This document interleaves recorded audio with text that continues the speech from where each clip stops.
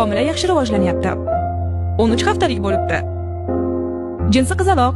Tabriklayman. Qizaloq?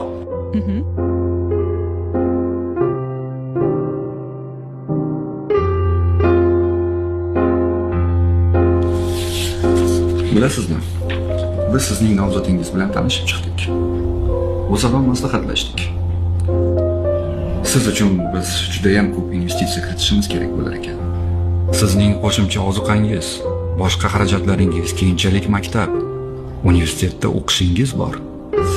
Shuncha investitsiya kiritamiz-u, lekin siz bir kun kelib nikoh guvohnomasini olasiz va boshqalar uchun xizmat ko'rsatasiz. Ish faoliyatingizda biror kichik xatoga yo'l qo'ysangiz ham, yana biz ta'na dashnonga qolamiz. Biz sizning nomzodingizni ming afsus qabul qila olmaymiz.